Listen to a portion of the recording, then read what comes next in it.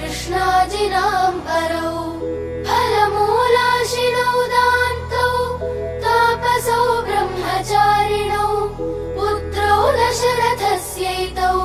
भ्रातरौ रामलक्ष्मणौ शरण्यौ सर्वसत्त्वानां श्रेष्ठौ सर्वधनुष्मतां रक्षः कुलनिहन्तारौ